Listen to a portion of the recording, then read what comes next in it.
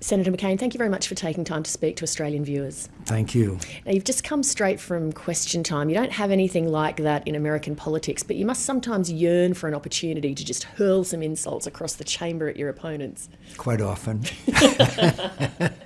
And I think it's a great thing to do. I've visited the British Parliament and seen it there, and I think it's important. And I wish, frankly, that we had something like that. Although, we do have congressional hearings and call various cabinet members up before our committees, but not the President of the United States. Down to the issues. Australia's announced today that it'll send another 30 troops to Afghanistan, and Australia's been committing troops to US-led missions since 9/11 to help in the fight against terrorism. We were told that it would make the world safer, and yet the events in Manchester last week have shown us yet again that the world remains less safe from terrorism than ever. I think that's true, and I think one of the reasons is that we have not pursued a strategy for victory. The Obama administration strategy was don't lose, and the fact is that right now the Afghan National Army, known as the ANA, is suffering unsustainable losses, and we withdrew troops at a time when it was going to be harmful to do so. In other words, the President of the United States announced a buildup at a speech at West Point, but at the same time, he announced a withdrawal. You've got to have a strategy for victory. I believe that this national security team that is around the President now, General McMaster and General Kelly and General Mattis, I think they are developing a strategy, and that strategy means victory. But I'd also hasten to add, we could talk this whole program about it, but the big problem of the Haqqani network having sanctuary in Pakistan, a country with nuclear weapons in its inventory, is a huge issue, because as long as the enemy has sanctuary, then it makes it very difficult to defeat him. Also, you and I can talk strategy for an hour, but the reality is, as you know better than anyone, there are young men and women who are at the pointy end of that strategy, putting their lives on the line. And Australia, as an ally, has trusted the US that it's been the right strategy. And as I said before, the world is less safe. All I can say to my Australian friends, I thank them for their service. I thank them for their sacrifice. They've done enormous things for more than 100 years with us. But I must say that I said that the strategy was wrong. I said that we can't win if you give the enemy sanctuary, if you're going to announce that you're withdrawing.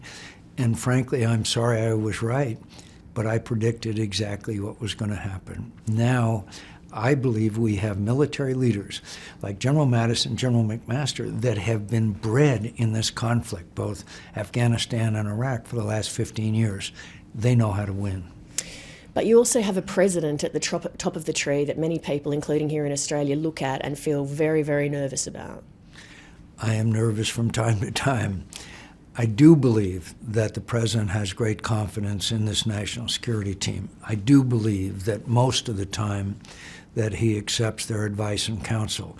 Can I tell you that he does all the time? No. And yes, does it bother me?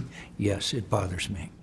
There's also the issue that he said he had confidence in the FBI director, and then the next minute the FBI director's gone. So this team that you have confidence in, how do we know that they're going to even be there? I am sure that the president has confidence in these military leaders. I really do. The whole FBI thing, again, we only have a short period of time, but I don't think there's any doubt that this FBI issue and the whole issue of the Russians and all, it's a scandal of significant proportions, and it's going to be with us for quite a while. I hope we can separate that issue and all of its ramifications from the need for us to win in Mosul, win in Afghanistan, win in Raqqa, and beat back this threat to our nation's national security, which we just saw a manifestation of the problem in Manchester, England. I'll come to some of those other big world issues a little later, but I wanted to stick for now with recent events. President Trump's just wound up 3 days of meetings in Europe, and after he left, the German Chancellor Angela Merkel has said that the US is no longer the reliable partner that her country or Europe have been able to rely on in the past, and that Europe needs to go it alone. Is that not a logical conclusion for her to draw, given President Trump's behaviour and character and public statements? I have taken the practice of not reacting to what the president says, but what the president does. He has repeated now, I'm happy to say, a commitment to NATO. I wish when he argued for an increase in European contributions to NATO that he had also pointed out that we are grateful for Article 5 of the NATO conventions, which argue that an attack on one is attack on all. When we were attacked in the United States of America in 9/11, our allies, invoking Article 5, came to our assistance and fought and expended their most precious national assets, their young people's blood, in defense and as a reaction to an attack on the United States of America. I agree with the president that our NATO allies should spend more. But I also think that it's important to always mention how important it is that these young people from our allies are literally fighting and shedding their blood as a result of an attack on the United States of America. It's perhaps also not just an issue that the Europeans feel a lack of gratitude perhaps or commitment, but they see the US perhaps on policy areas going in a different direction to the way they're tracking. So, for example, the Paris Accord, where all the other European nations want the US to stick to that, and President Trump wouldn't give that commitment. They see President Trump espousing a sort of nationalistic approach rather than a multilateral approach. So there are perhaps several things that are causing the Europeans to feel concerned about relying on the US. I think that the Europeans are legitimately concerned. I'd also point out that Barack Obama made that agreement without an agreement from the Congress of the United States, which then allows this president to revoke it.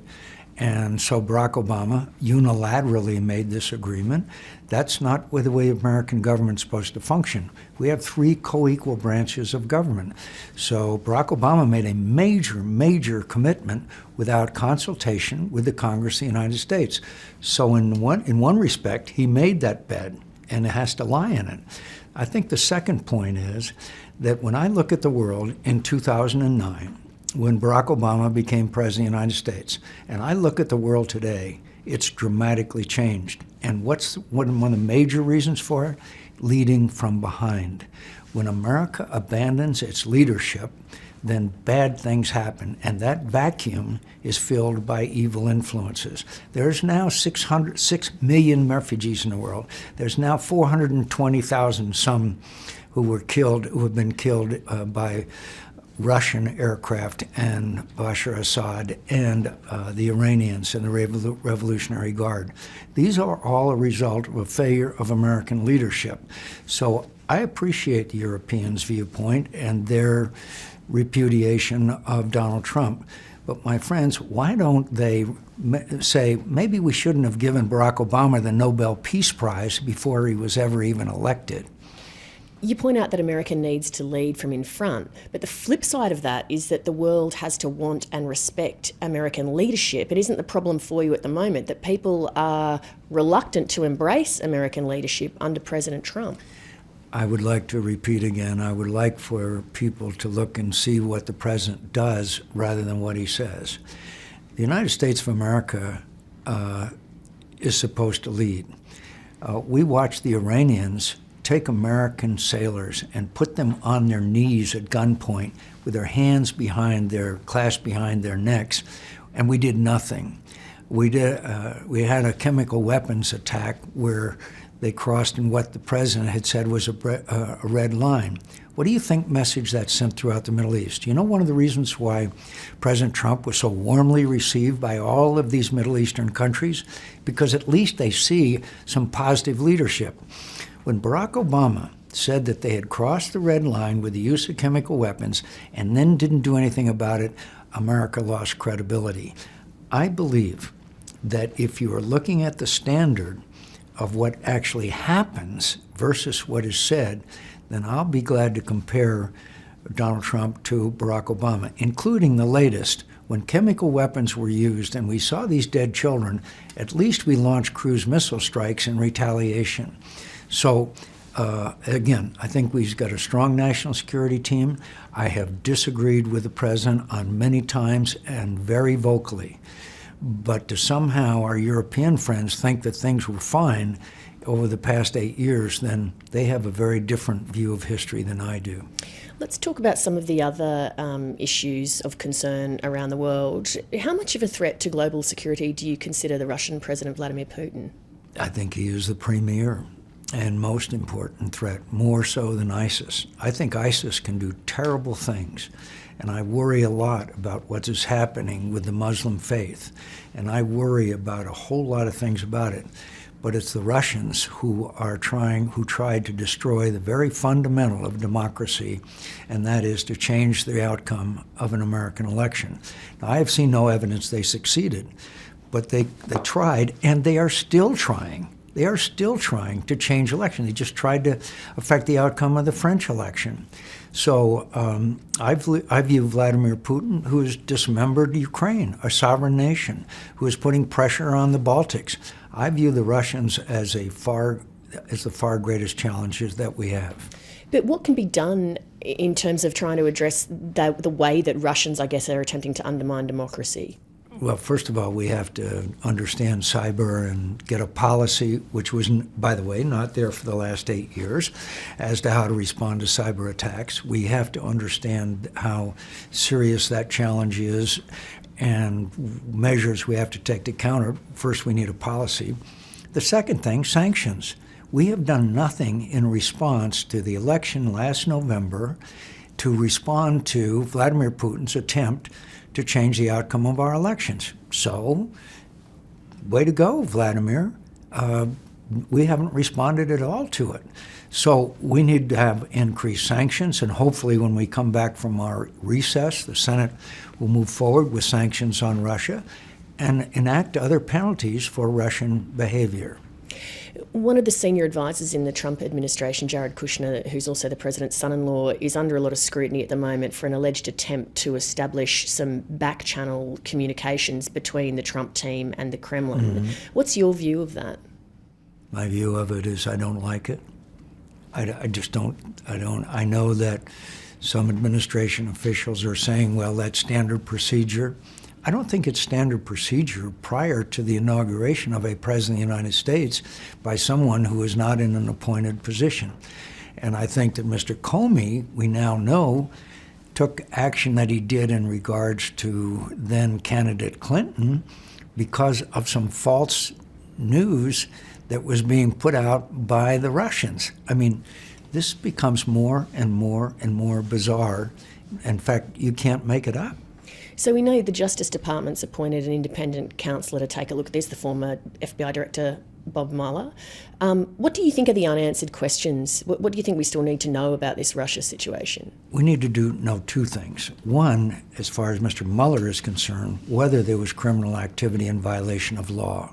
That's the job of this special prosecutor. Then we have to have congressional investigations to find out what the Russians did and how they did it and how we respond to the cyber attacks that continue, and basically starting with their attempt to affect the outcome of the last election of 2016. So I think there is dual responsibilities here. And by the way, Mr. Mueller is one of the most respected people in Washington. How about China? Do you see China as a potential friend ever for the United States and its allies, or does it remain a foe? I worry a great deal about China. I do not predict confrontation with China. I think it would be of the utmost seriousness. But I do believe in freedom of navigation. I believe that it is clearly illegal, the filling in these islands. I believe that they are asserting themselves economically, which is their right to do. But at the same time, this is still a country that is governed by a communist party and a one strongman leader. That is in contradiction to the democratic principles that govern both Australia and the United States of America. And so I think that China must understand that we will adhere to certain principles which we have for over 200 years, and that is freedom of navigation. And I hope that China will make some progress, especially on the human rights front. You mentioned China's economic assertiveness. They're developing at the moment what's being called the new Silk Road, which is a trade route through West Asia and Eastern Europe. Is that an attempt by China, do you think, to use its economic clout to wield greater political influence, particularly at a time perhaps when friends and allies of the United States are a little worried about President Trump? I think the Chinese are attempting to assume what they believe is their rightful role. They've believed it for centuries, and that is a dominant power in the Asia-Pacific region. And I think they're using their economic clout to great effect. And at the same time, I see in the future an alliance between the United States and India, Japan, Korea, where we are a counterweight to their influence, where we will, as Australia has done so well in helping these small island nations make progress towards democracy. There's many things that we can do. And the fundamentals that we stand for will always prevail over those that are counter to that, because it's human nature. It's our fundamental beliefs. It's our principles. Whether the Chinese have become more powerful or not, our way of life is still far more respected by people in the region and around the world than theirs. So ultimately, we will prevail. We just have to be steadfast. You mentioned Korea before. North Korea has fired another ballistic missile, which has landed in Japan's economic zone. Despite the global community attempting to tackle North Korea, it keeps doing this. What's the next step there? The key to it is China. China can restrain North Korean behavior. I don't think that it's acceptable for the United States of America to have an intercontinental ballistic missile or a missile aimed at Australia with a nuclear weapon on it and depend on our ability to counter it with an anti-missile capability. So this could be a very serious crisis along the lines of the Cuban Missile Crisis, unless we do everything we can to restrain North Korean behavior. What's the best and easiest way? Obviously the Chinese, because the Chinese control basically the North Korean economy.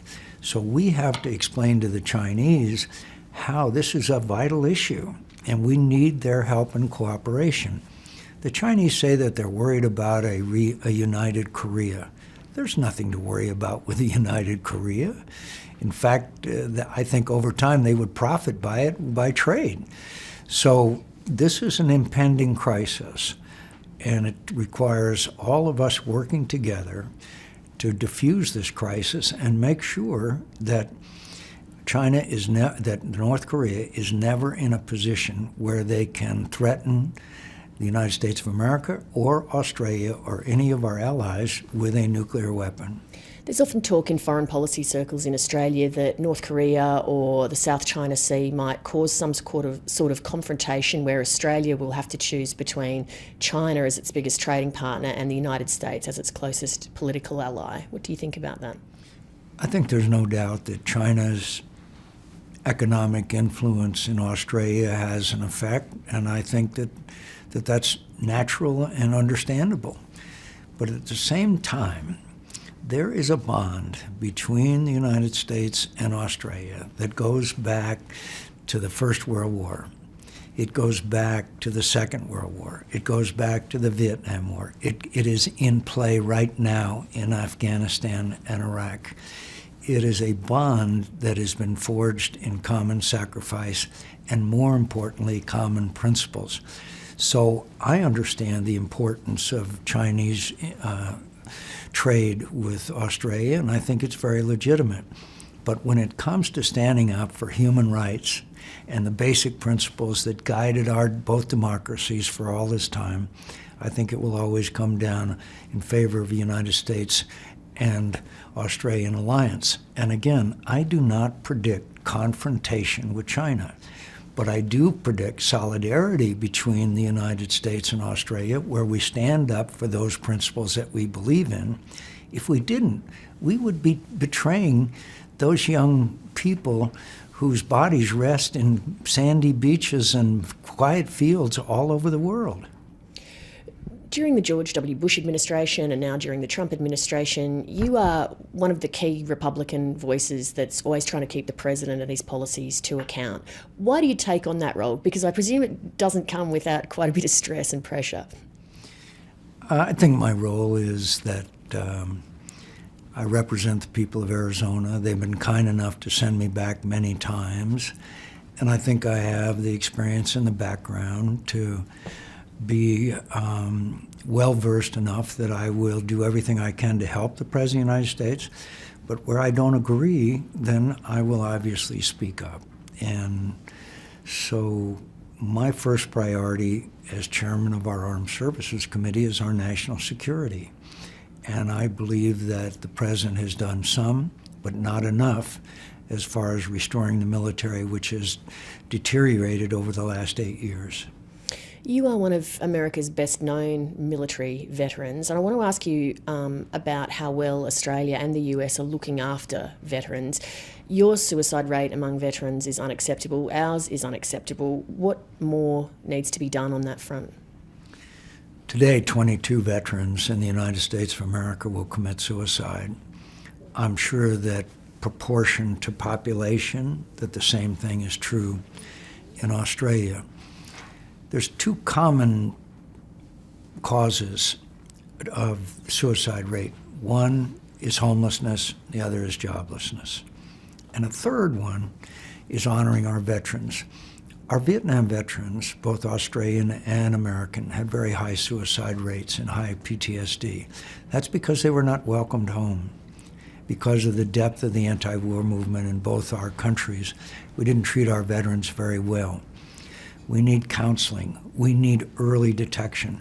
We need people who are willing to go out and give them a chance in employment. Employment is so important.